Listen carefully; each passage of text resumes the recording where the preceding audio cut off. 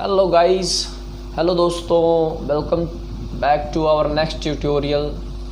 आज हमारे पास एक्सरसाइज 8.2 का सेकंड पार्ट है। हमने 8.2 के फर्स्ट पार्ट के 5 सवाल नेक्स्ट वीडियो में देख लिए हैं, पिछली वीडियो में।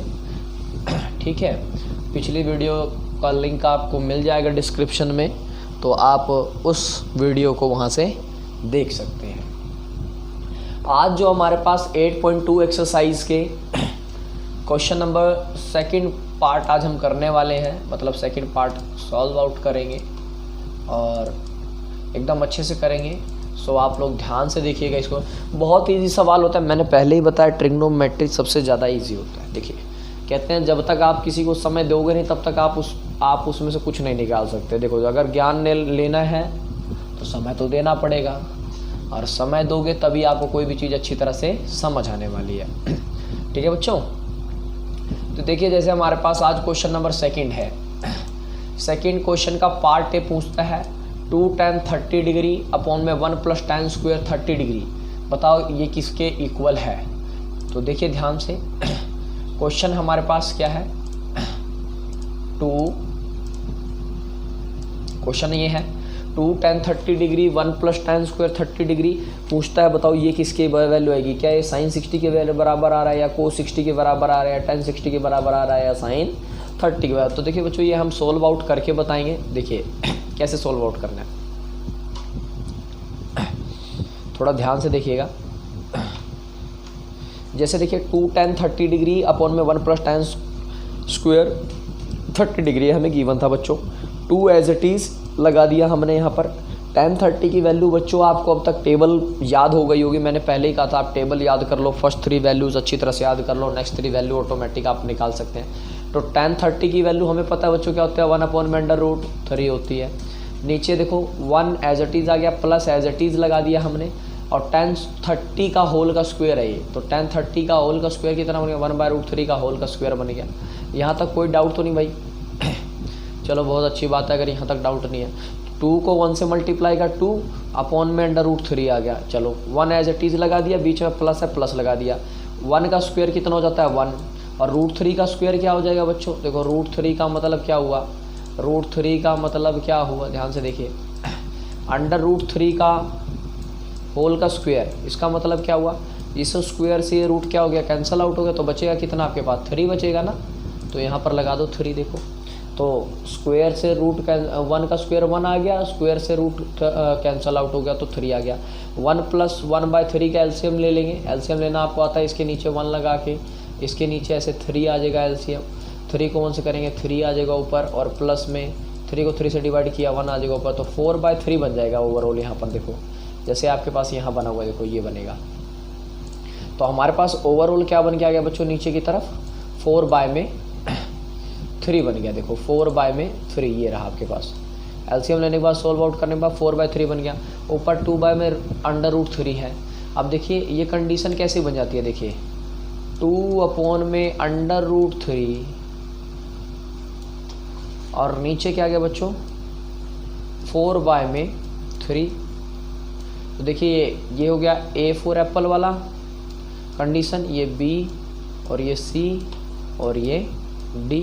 तो मैंने लिखने का तरीका बता रखा है कि A/B एज इट इज़ कर दो, मल्टीप्लाई कर दो इसे D/C से। तो सिंपली देखो क्या बन गया हमारे पास, वैल्यू पुट करो। A की वैल्यू कितनी है 2 अपॉन में √3 एज इट इज़ आ गया, क्रॉस मल्टीप्लाई कर दिया, अभी 3 नीचे से ऊपर चला गया, और बाय में क्या आ गया 4 आ गया। अब देखिए बच्चों 3 को भी आप कैसे लिख सकते हैं। देखो अगर आपसे कोई पूछे भाई साहब 3 को कैसे लिखने वाले हैं, तो 3 को देखो मैंने पहले, जब आधा आधा 1 बन जाता है तो 1 में से आधा आधा करेंगे, तो मतलब आधा कर दो इसका √3 मल्टीप्लाई बाय √3, और बाय में क्या आ गया बच्चों √3, और मल्टीप्लाई में क्या आ जाएगा यहाँ पर 4 आ गया। 1 √3 से 1 √3 क्या हो गया, कैंसिल आउट हो गया। 2 1 जा 2 आ गया, 2 2 जा क्या बन गया बच्चों 4 बन गया। तो आंसर क्या आया हमारे पास, क्या बचा √3/2 बच गया बच्चों। देखो 2 √3/2, और √3/2 किसकी वैल्यू होती है, देखो सोल्व आउट करने के बाद √3/2 बच गया ना बच्चों। √3 किसकी वैल्यू होती है, जल्दी से बताओ मुझे। अब आप थोड़ा सा PDF यहाँ पर आ जाओ, थोड़ा ध्यान से देखो इस वैल्यू को, √3 में 2 ये रही वैल्यू, मतलब ये किसकी वैल्यू हुई, साइन 60 की वैल्यू होती है, और किसकी होती है, कोस 30 की वैल्यू होती है।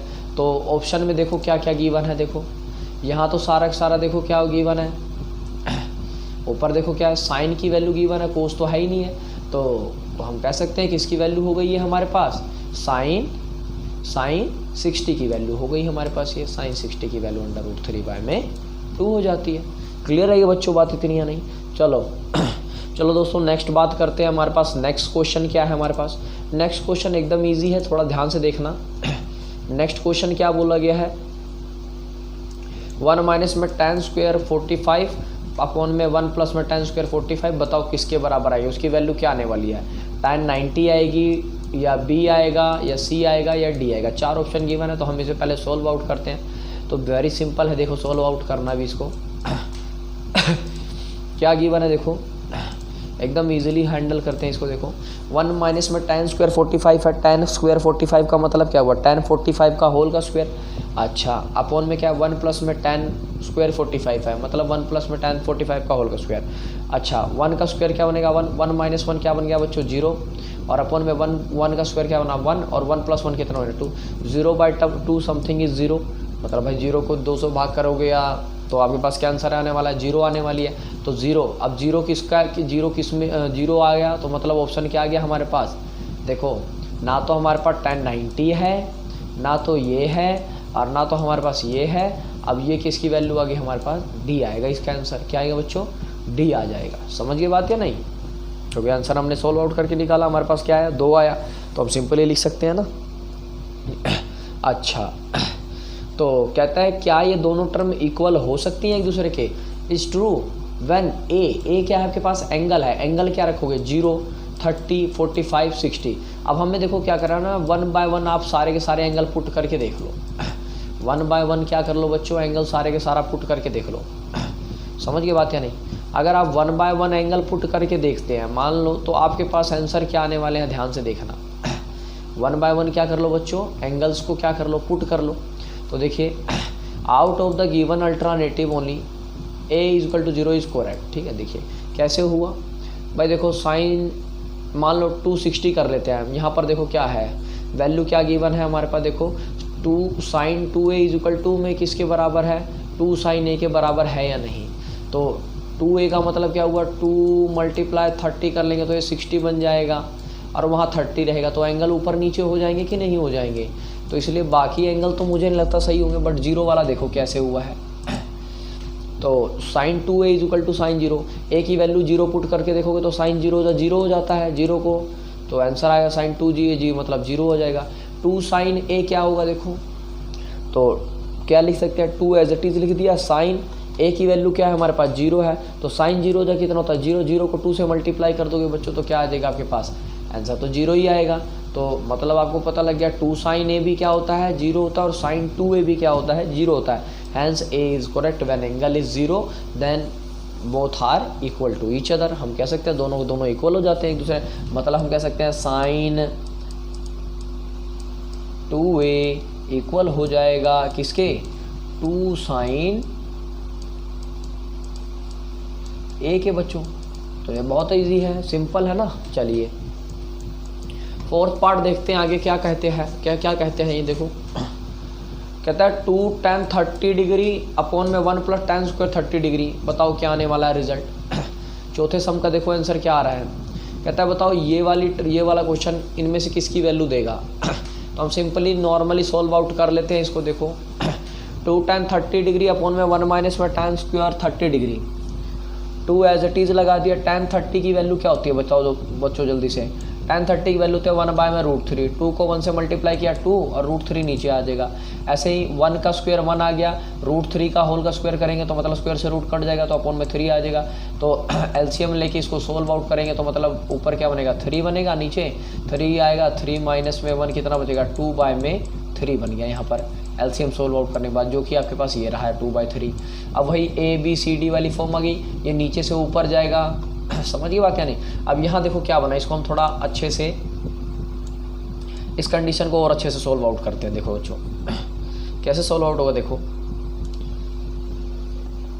इसको थोड़ा ध्यान से देखना आप लोग, ठीक है। चलिए देखते हैं कैसे है। देखिए क्या बना, देखो 2 अपॉन में क्या बन गया बच्चों, √3 अपॉन में क्या है, देखो 2/3, 2/3। अब देखो इसको कैसे लिख सकते हैं, देखो 2 अपॉन में √3 पहले एज इट इज़ लिख दिया, अच्छा मल्टीप्लाई कर दिया, आप नीचे से 3 ऊपर चला जाएगा, 3 में क्या बन गया बच्चों, 2 बन गया। अब देखो इसको थोड़ा सा और सही से लिख लो, 2 अपॉन में √3 एज इट इज़ आ गया, मल्टीप्लाई आ गया, √3 को ऐसे लिख सकते हैं, √3 मल्टीप्लाई बाय में √3 डिवाइडेड बाय में 2, 2 से 2 देखो कैंसल आउट हो गया आपका, √3 से √3 कैंसल आउट हो गया, तो रिजल्ट क्या है आपके पास, √3। और √3 किसकी वैल्यू होती है बताओ जल्दी से, tan 60 की वैल्यू होती है ना √3, √3 आ गया ना, तो tan 60 की वैल्यू होती है √3, लिख दो यहाँ पर सीधा सीधा, hence C is the correct answer. और आप ऐसे बता देंगे कि भैया देखो ऐसा है, सी जो था वही हमारे पास एकदम सही सही उत्तर निकल के आ गया है। क्वेश्चन नंबर 3 देखते हैं। देखिए क्वेश्चन नंबर 3 वेरी सिंपल है, इसको समझने के लिए थोड़ा सा एक एलिमिनेशन मेथड है वो ध्यान से देखिए। कैसे है एलिमिनेशन मेथड, ध्यान से देखेंगे। मान लो आपके पास कोई टर्म है ax प्लस में by प्लस में c इज इक्वल टू में 0 या c लिख दो, कोई कांस्टेंट होगा c2। ऐसे ही दूसरी टर्म है a1x प्लस b1y प्लस में c इज इक्वल टू में कोई नंबर लिख दिया e2 और यहाँ लिख दिया 0 की जगह मैंने e1, ये 0 हटा दो बच्चों यहाँ से, समझ की बात या नहीं। अब देखिए इसको सोल्व आउट करने का एलिमिनेशन मेथड क्या कहता है, कहता है या तो x वाली टर्म को दोनों को सेम कर लो, x वाली टर्म को दोनों को सेम कर लो, या y वाली को सोल्व कर लो। तो ये होगा क्या, और इनका साइन चेंज कर लेना, और एक x वाली कटेगी या तो फिर y वाली कट जाएगी, जो कटेगी आपके पास एक बच जाएगी रकम, जो रकम बचेगी उससे आपके एक वैल्यू फाइंड आउट मिलेगी। मान लो y की वैल्यू आपने निकाल ली कोई, और उस y की वैल्यू को पुट कर देना है किसमें, पुट कर दिया इसको हमने किसमें, फर्स्ट में पुट कर दो, या आप इसको किस में पुट कर सकते हैं, सेकंड में पुट कर सकते हैं, तो आपके पास रिजल्ट आएगा x की वैल्यू 1, ठीक है ना। तो यही हमारे पास क्या कहलाता है बच्चों, एलिमिनेशन मेथड है। देखिए कैसे हुआ, देखिए कैसे है। हमारे पास गिवन क्वेश्चन है कि कहता है tan a प्लस में भी √3 है, के इक्वल है, और tan a माइनस में भी वो इज इक्वल टू में है किसके, 1 अपॉन में √3 के बराबर है। तो और हमसे कहता है कि बताओ बच्चों, हमसे कह देता है कि भाई बताओ, और एक कंडीशन भी दे देता है कि जो a और b है ना, ये 0 से तो बड़ा होगा, a प्लस b 0 से बड़े होंगे, और लेकिन 90 डिग्री से क्या होंगे, हमेशा छोटे होंगे, या 90 डिग्री भी हो सकते हैं। a हमेशा जो होगा वो b से क्या होगा, बड़ा होगा। और फाइंड कर दो a और b की वैल्यू, फाइंड आउट करो कि क्या आने वाली है। तो देखिए हम पहले कंडीशन लगाते हैं, देखो कैसे करना है इसको, ठीक है। एकदम सिंपल है, बस थोड़ा सा ध्यान लगाना। हमें गिवन था देखो tan a प्लस में b इज इक्वल टू √3, हमने क्वेश्चन लिख दिया एज इट इज। अच्छा इसको कैसे, tan a प्लस में b एज इट इज। अब √3 देखो किसकी वैल्यू होती है tan के केस में, 60 की वैल्यू होती है, tan 60 की, तो हमने लिख दिया √3 की जगह tan 60 डिग्री। क्लियर है ये बात इतनी नहीं।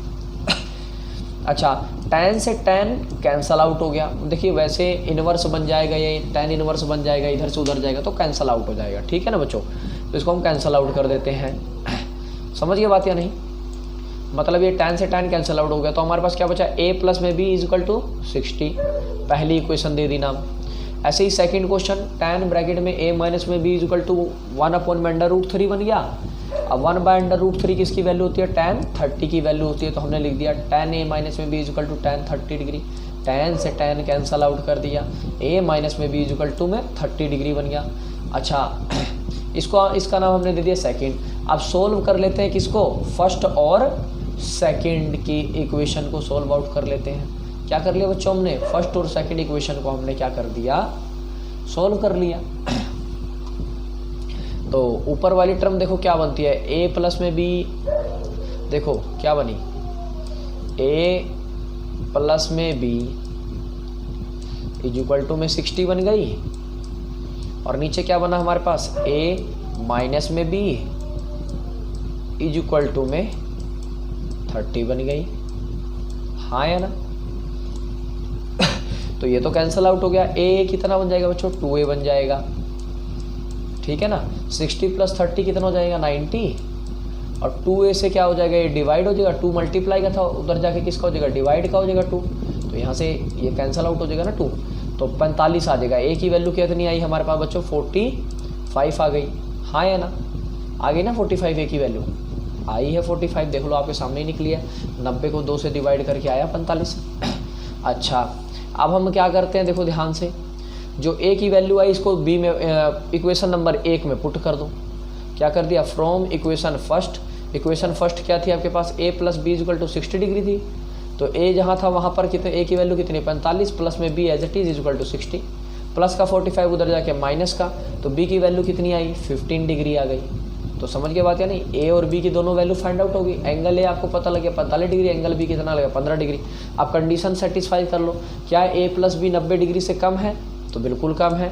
45 में जमा कर दोगे कितना, 15, तो 45 में अगर 15 जोड़ते हो तो 5 5 10, 4 और 1 क्या 5 और 1 6 बन जाता है। तो ये कितना बन गया बच्चों, 60 डिग्री बन गया ना, 60, जो कि 90 डिग्री से क्या होता है, कम होता है। और दूसरी कंडीशन क्या बोली थी इसने कि ए ग्रेटर देन होगा किससे, बी से, तो ये भी चेक कर लो भाई। ए की वैल्यू जो आई क्या हमारे पास, 90 से बड़ी है ना, ये छोटी है, 90 से तो छोटी है ना, बट बी से क्या है हमारे पास, ये बड़ी है, क्योंकि एक वैल्यू आई हमारे पास 45, ग्रेटर देन होता है किससे, 15 से ना, तो ये लोग कंडीशन सेटिस्फाई हो गई कि बी वाला छोटा है, ए वाला बड़ा है।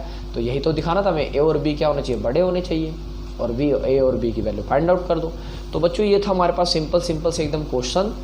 सो आप इसको अब क्या करना है बच्चों, ट्राई करना है। इन्हीं क्वेश्चंस को एकदम ध्यान लगा के, मन लगा के, एकदम अच्छी तरह से दिल लगा के, एकदम अच्छी तरह से इस सवाल को सॉल्व आउट करना। देखो सवाल इजी होते हैं, देखो दिल लगाओ तो किससे लगाओ, सवालों से लगाओ, ताकि आपके ज़िंदगी में कहीं ना कहीं साथ भी दे।